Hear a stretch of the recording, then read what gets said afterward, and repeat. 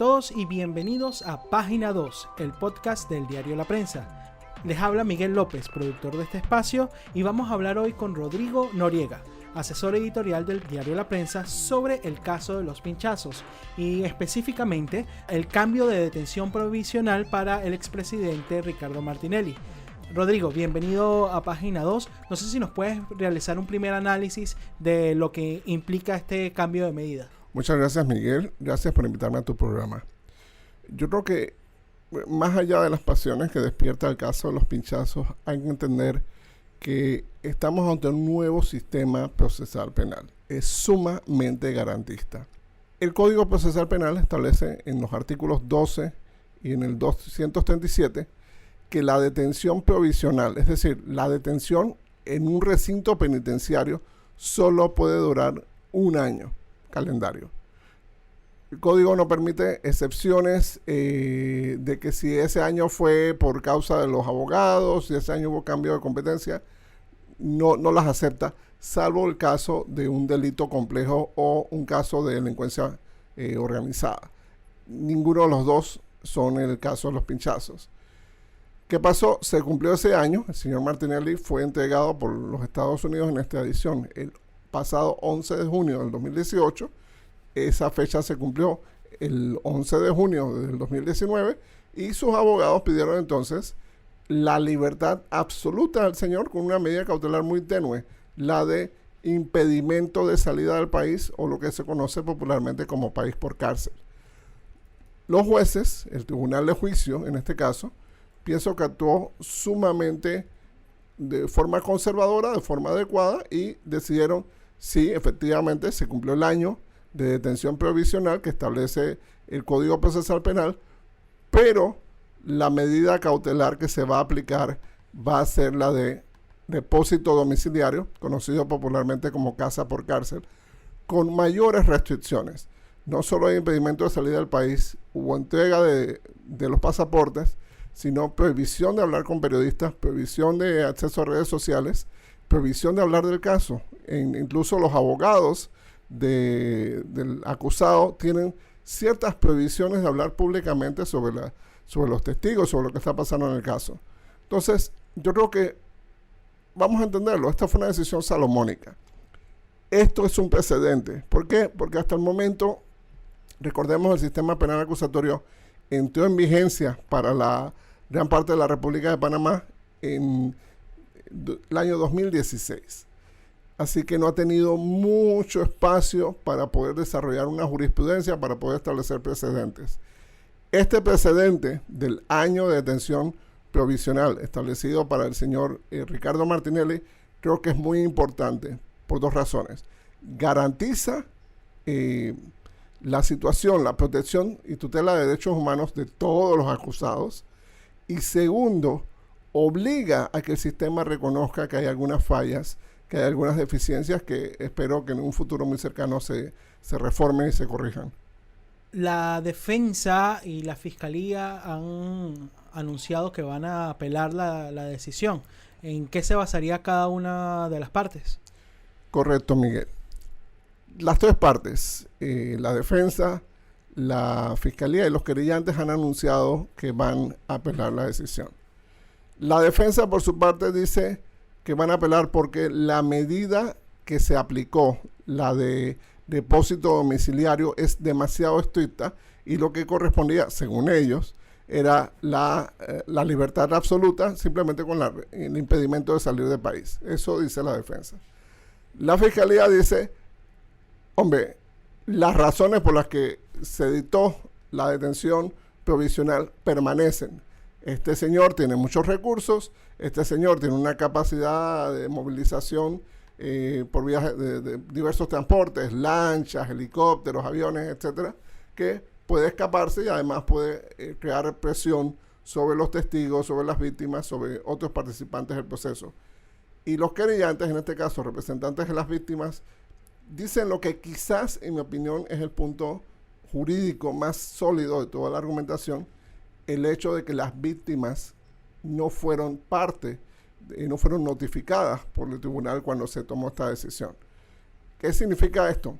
Recordemos que el Código Procesal Penal es sumamente garantista. las garantías son en su mayoría para los acusados, para los procesados, pero también hay garantías para las víctimas. Y una de las garantías para las víctimas, establecida en este código, en el artículo 80, es que deben ser notificadas, deben ser parte de los procesos en que, por ejemplo, se cambian las medidas cautelares. Y las víctimas debían ser escuchadas, no lo fueron en esta decisión, y yo creo que quizás ese sea el único fundamento jurídico relevante que veamos en la apelación del próximo viernes 14. ¿Podría este cambio de medida de alguna forma dilatar más el proceso? Todo va a depender de los magistrados que forman el tribunal. Por ejemplo, recordamos casos en que el señor, estando en el Renacer, bueno, no quería tomar sus medicinas y eso provocaba un retraso. O incluso hubo una situación ante la Corte Suprema de Justicia en que el señor se presentó en ropa interior por su resistencia a participar en el proceso. Entonces, todo va a depender de que los magistrados sepan manejar el caso. Recordemos que aunque él esté en su casa, él está bajo custodia policial.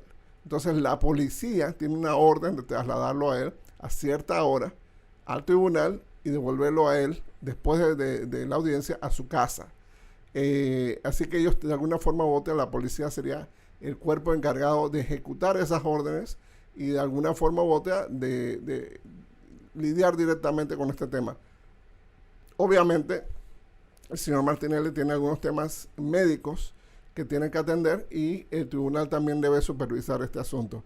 Pero todo va a depender, lo vuelvo a repetir, de la acción que tome el tribunal para mantener la disciplina del juicio. Mitchell Doens, una de las víctimas del caso de los pinchazos, comentaba que esto era una burla a la justicia, a las víctimas y al pueblo en general.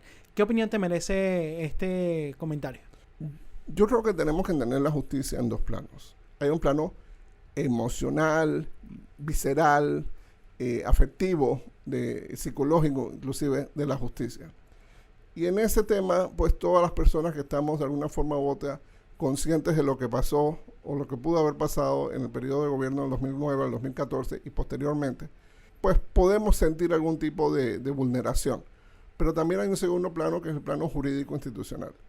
Esta decisión se veía venir. Incluso en la Corte Suprema de Justicia, cuando se dio una audiencia, recuerdo que el magistrado Mejía reiteró que si llegaba el 11 de junio y no había una decisión, él mismo otorgaría la libertad del señor Martinelli.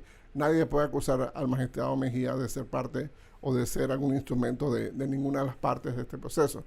Yo creo que la burla, el sentimiento de impunidad solo se puede dar si el tribunal, si los magistrados pierden el control del proceso. En ese caso, esto sería simplemente una estocada más a la justicia panameña. Quiero tener una actitud de buena fe y pensar que los magistrados están en capacidad de mantener el control del proceso y precisamente por eso dictaron una medida cautelar tan estricta en sustitución de la detención provisional. Recordemos que la detención provisional pudo haber sido sustituida por cualquier cantidad de cosas. Un brazalete, una fianza, una firma. La persona va y firma un par de veces al mes en el tribunal y puede hacer lo que quiera. O sea, el tribunal escogió la segunda medida cautelar más estricta que hay en el código, que es la detención domiciliaria, el arresto domiciliario o como se conoce popularmente la casa por cárcel, con extremas restricciones. Esperamos que el señor Martinelli y sus abogados entiendan que son extremas y que se mantenga respeto hacia esas medidas, porque de lo contrario el tribunal tendría que revocar la medida de depósito domiciliario y entonces la persona, el acusado, volvería a la detención provisional en el Renacer. En un artículo publicado hoy en el diario La Prensa, justamente bajo tu firma, comentas que, digamos que la historia fuese sido distinta si la causa fuese nombrada como causa compleja. No sé si nos puedes explicar un poco en qué consiste. Gracias, Miguel, por la pregunta. Yo creo que muchas personas, en inglés hay una expresión de ser quarterback del lunes en la mañana, cuando el juego de fútbol fue el domingo.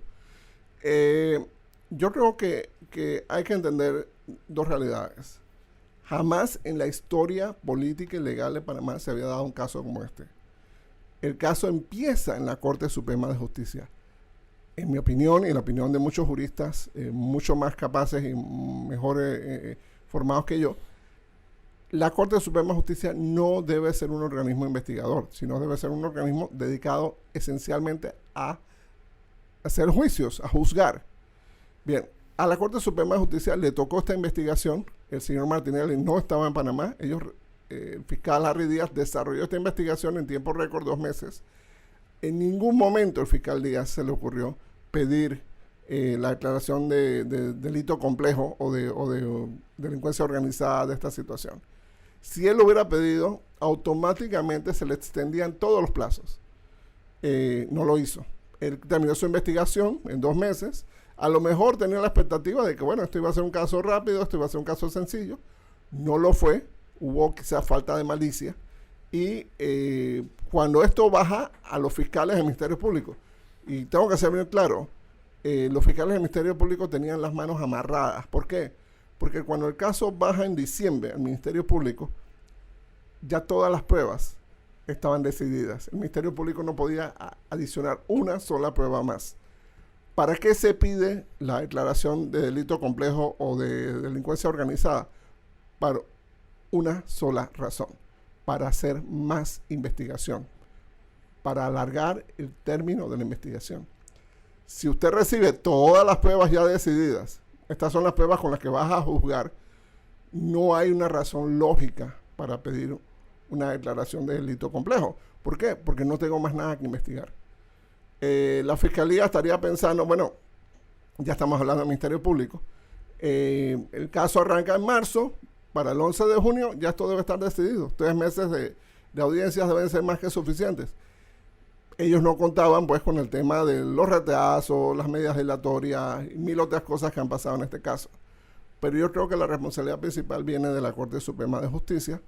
El fiscal original del caso, el magistrado Harry Díaz, no tomó en cuenta la posibilidad de que este caso fuera un caso complejo. Este caso implicó, todos los casos del expresidente han implicado investigaciones en múltiples jurisdicciones. En este caso hay testigos protegidos, hubo que hacer una extradición, o sea, se cumplen con muchos los 150 víctimas, al menos. Hay 49 querellantes, en fin, hay todos los elementos que hubieran servido para declarar un delito complejo, pero el fiscal Harry Díaz, magistrado de la Corte Suprema de Justicia, no lo hizo, no lo pidió, igual que todos los otros magistrados de la Corte Suprema de Justicia que fueron fiscales en casos del expresidente Ricardo Martinelli. Ninguno pidió declaración de delito complejo.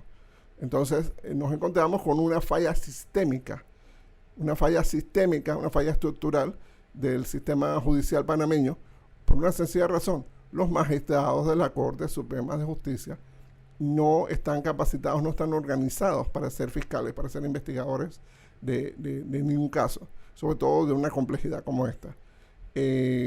Así que esa falla sistémica pues nos llevó a esta situación.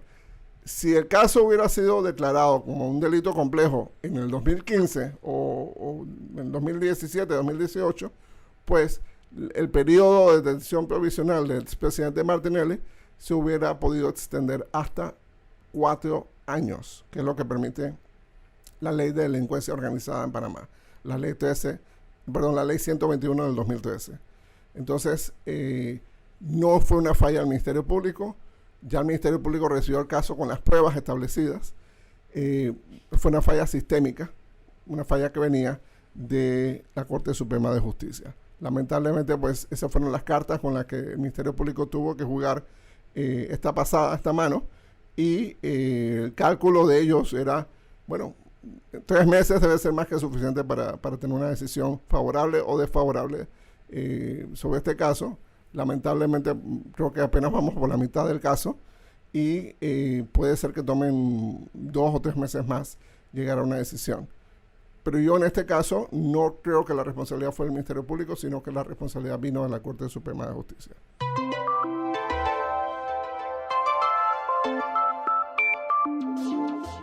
Muchas gracias, Rodrigo, y si quiere leer el caso de los pinchazos y el delito complejo, lo va a conseguir anexo, el enlace justamente debajo de este podcast.